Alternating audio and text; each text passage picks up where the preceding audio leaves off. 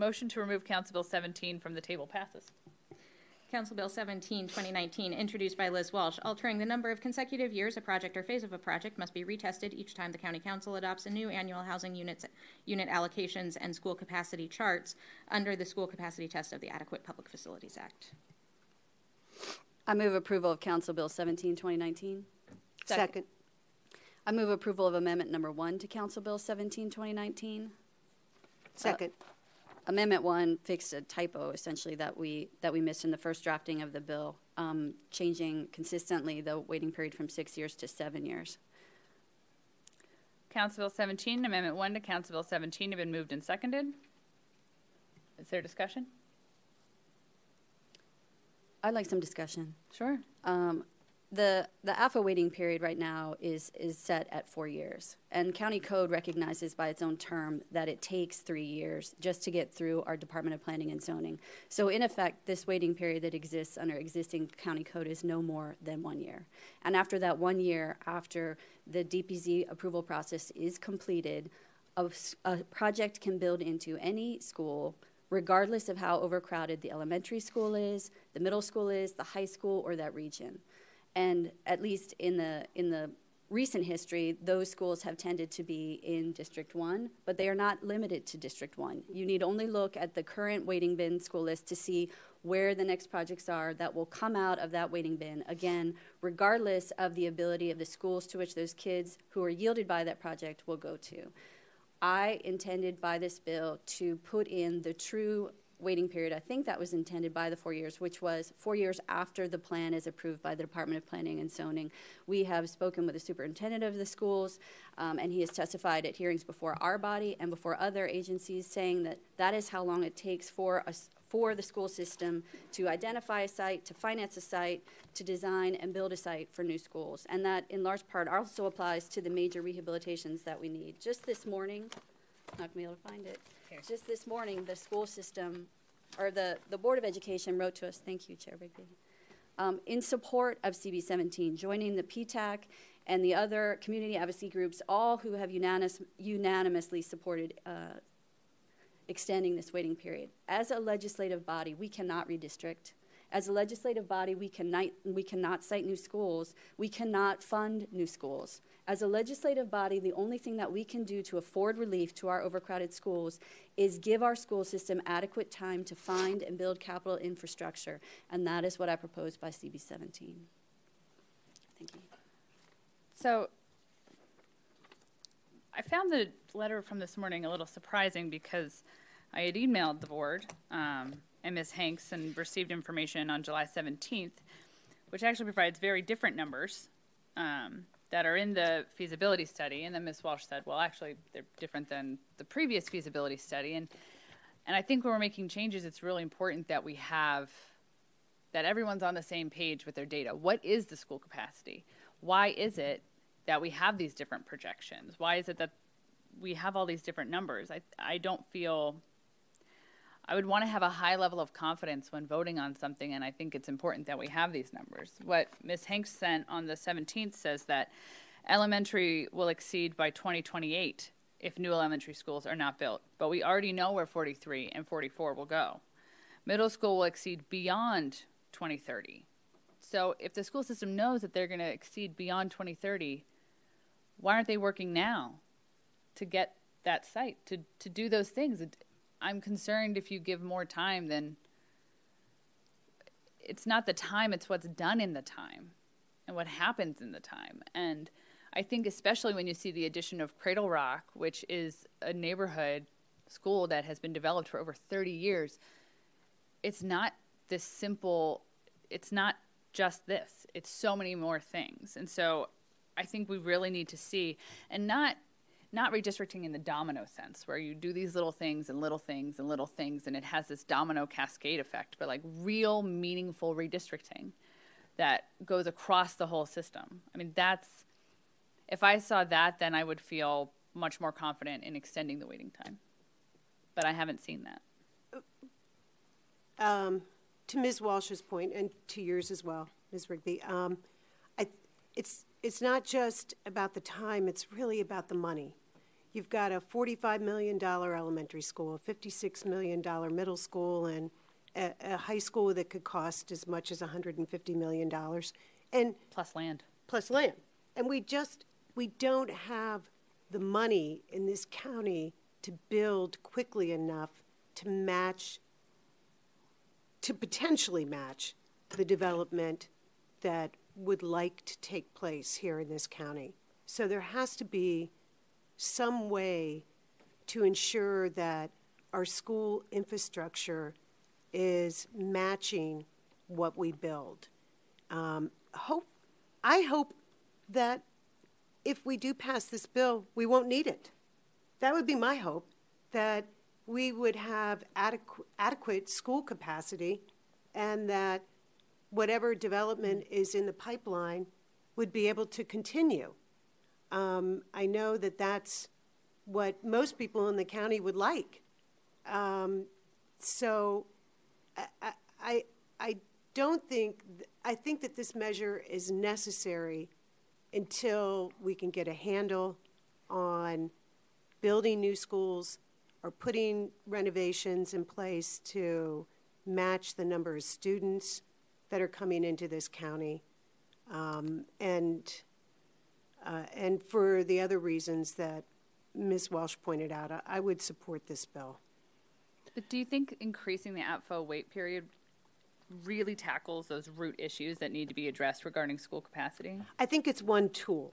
Yeah. And it's a tool that we need to put in place in the county, at least temporarily. And there may be a point, we may come to a point in the county where development and school capacity actually match, which would be a great thing. And if that happens, we could come back and revisit this if we pass it today and revise it.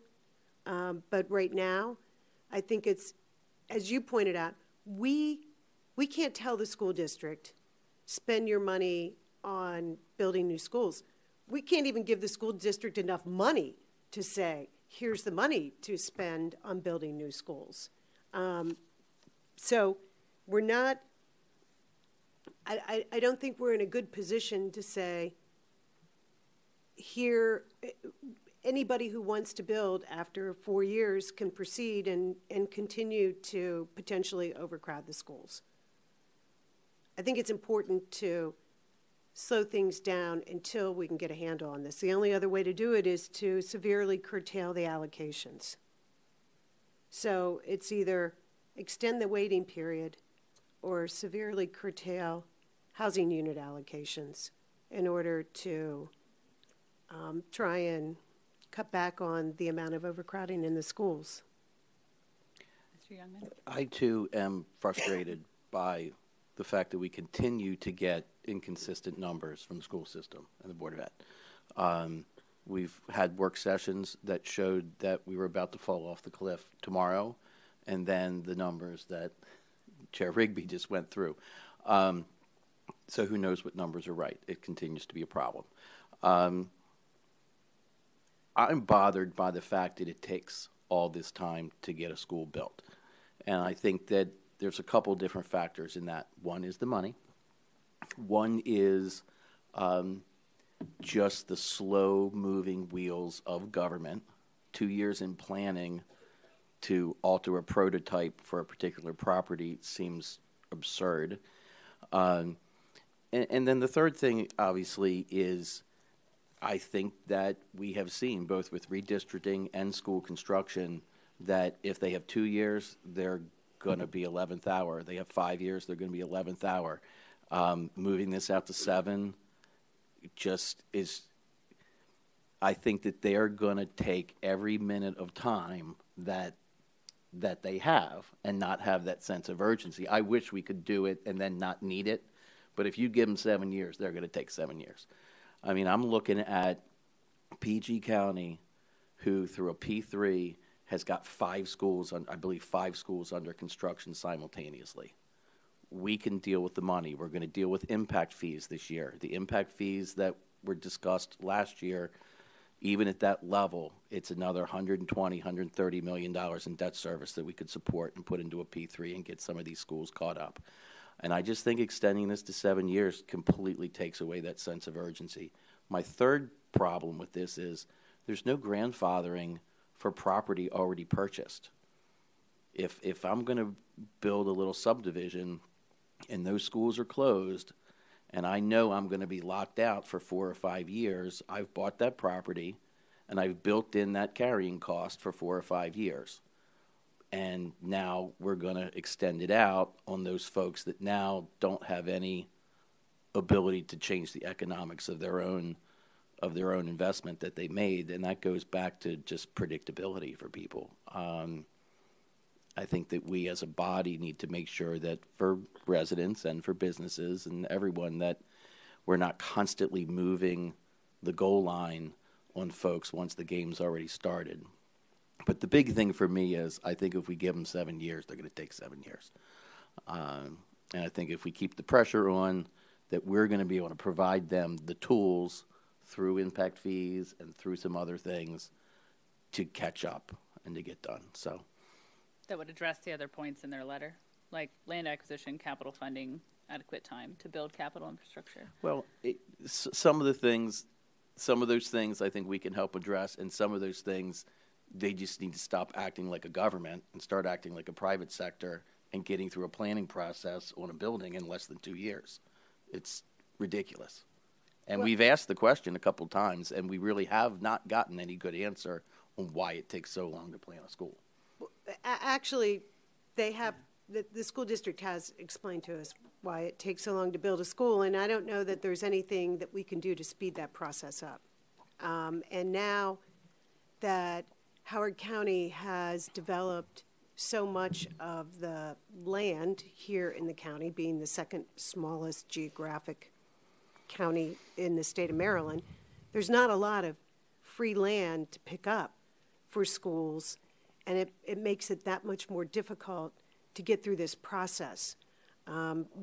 Just land acquisition in itself. While the school district has some land in its land bank, I don't know that it has enough land to build as many new schools as we might need, given the allocation chart. And right now, Howard County Plan 2030. Well, they don't have they have the 43 and 44 elementary, but what they don't have is the northeast middle for middle school 21, I believe.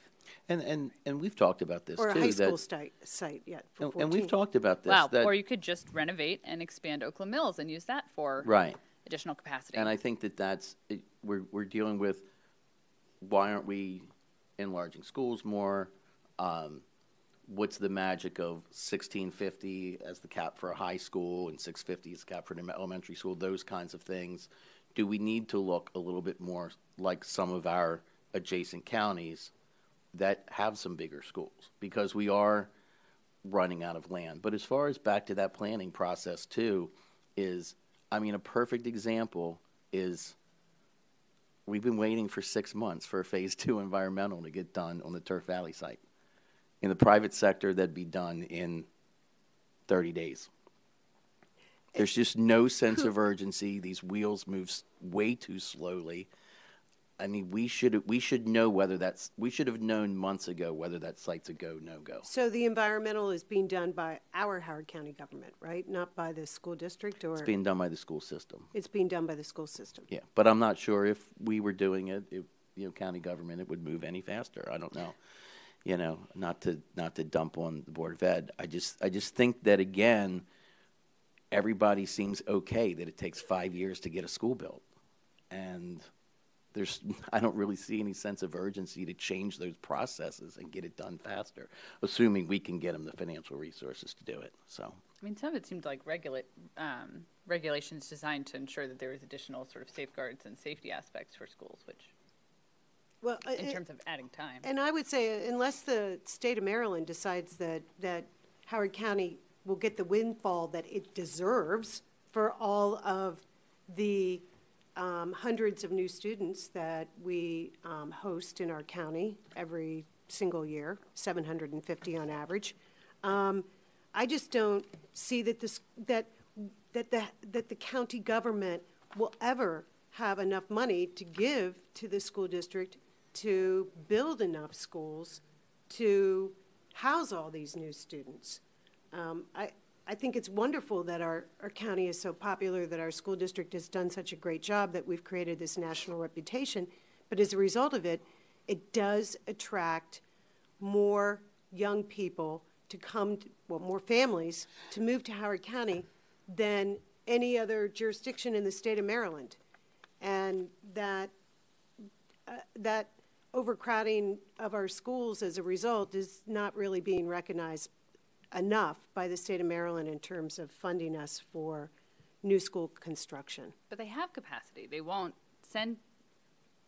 Why aren't they taking kids who border the districts border the catchment areas for Oakland Mills? Why aren't they taking students from Howard and supporting them at Oakland Mills? Why aren't they taking students from Centennial and supporting them at Wild Lake? You know, I really am very concerned that this would give them redistricting is unpopular.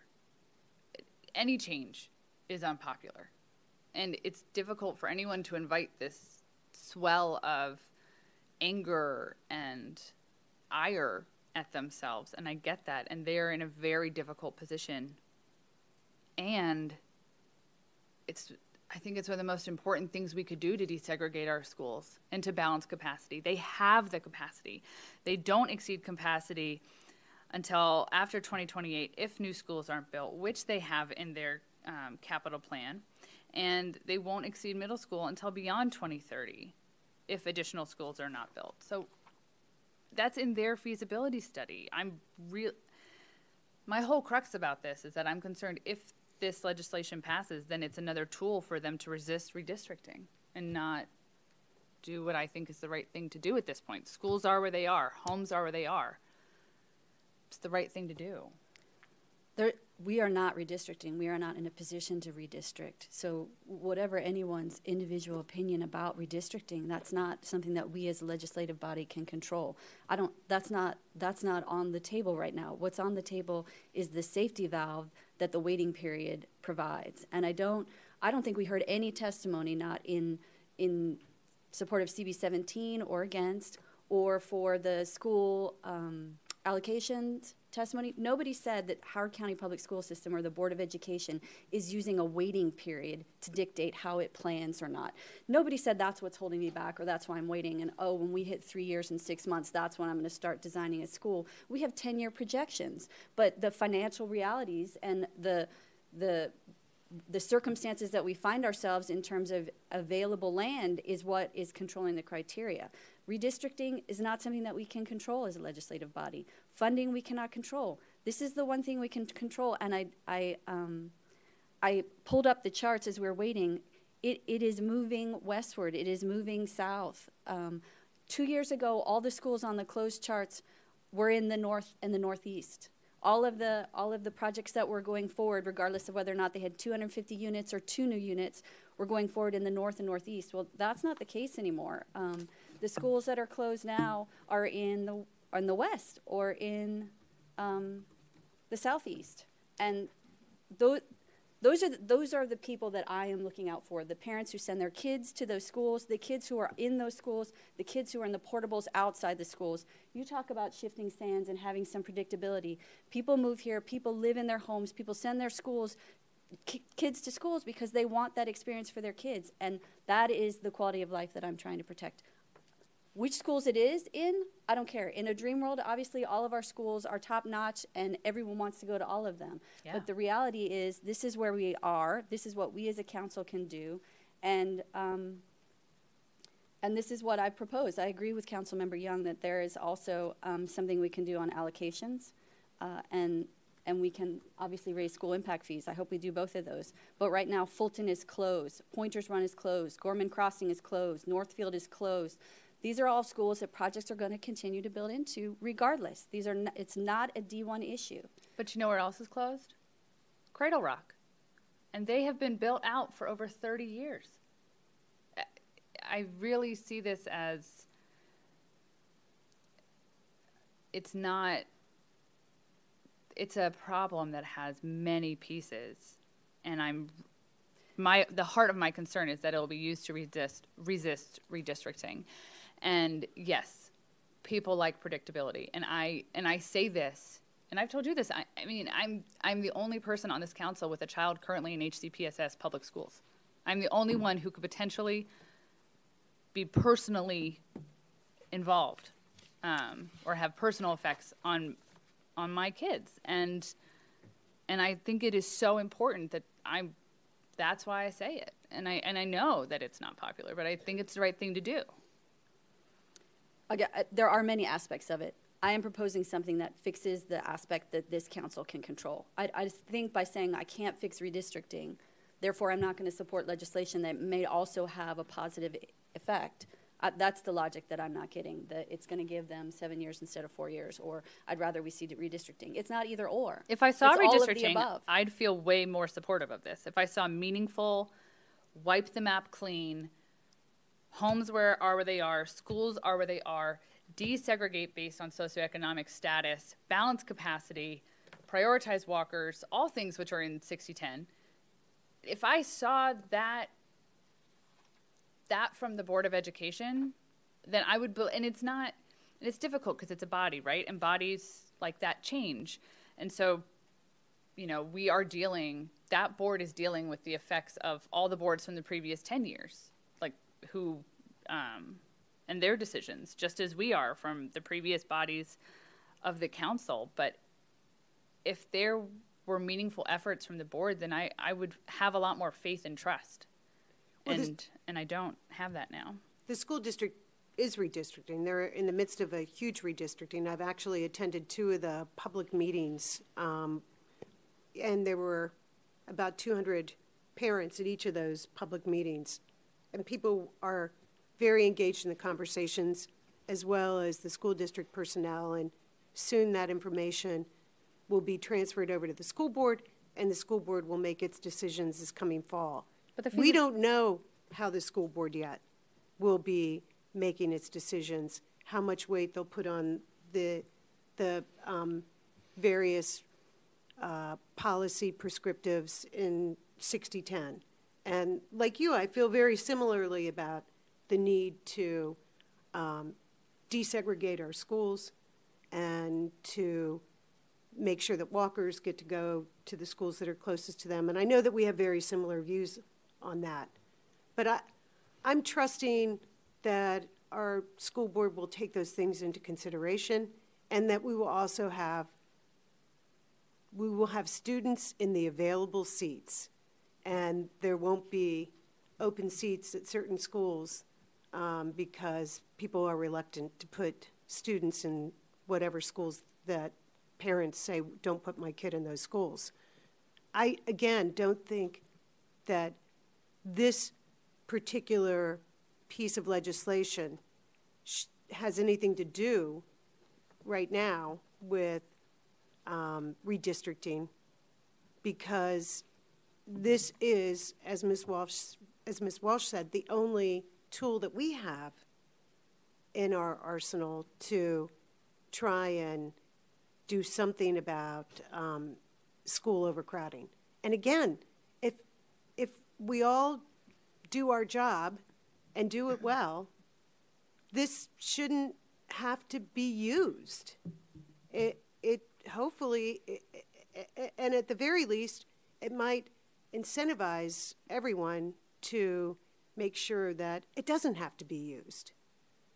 So that's my hope in supporting this legislation. Their feasibility study increased farm segregation that they put out. And that type of sort of, wow. My watch has some feelings too, apparently. But it just gives me a lot of concern. But I think the good news is that I've spoken with Ms. Walsh. She believes very strongly in this bill, so I think we may have more opportunities to consider in the future. So I'm hopeful that the school board will do the right thing, and we would have the opportunity. If this is a tool, then you have to be ready to use it at the right time, and the right purpose for the right reason. And I think if the conditions were right, I'm absolutely supportive of changing how it is currently. And I know that that is a cart-horse disagreement that we have, but I think we'll have more opportunities in the future. So let's call the vote. So voting now on Amendment 1. Yes, to CB 17. Ms. Mercer Rigby. No. Ms. Young. Yes. Ms. Walsh. I do plan on refiling this bill. I think that we're trying to solve different problems by not voting for this bill, and it doesn't make a whole lot of sense to me. If the circumstances change, if we see the Board of Education and the school system take more apparently desirable measures in terms of integrating our schools and doing better by all of our students, then I am enthused to hear that there may be some support for this. But I do think we're conflating different issues, which is a typical tack to take when we take positions that are adverse to a very powerful lobbying industry. This waiting period is intended to protect kids in schools, and I vote yes. Mr. Youngman. This is on the amendment, right? The amendment. Yes. I've made mistakes before. Always good to check. Amendment 1 to Council Bill 17 passes. Ms. Feldmark, please call the vote for CB 17 as amended. Ms. Mercer Rigby. No, but I look forward to seeing it again and seeing the conditions change, hopefully. Ms. Young. Yes. Ms. Walsh. What I said before, yes. Mr. Youngman. No. CB 17 fails. This concludes our legislative session. Thank you and have a good day.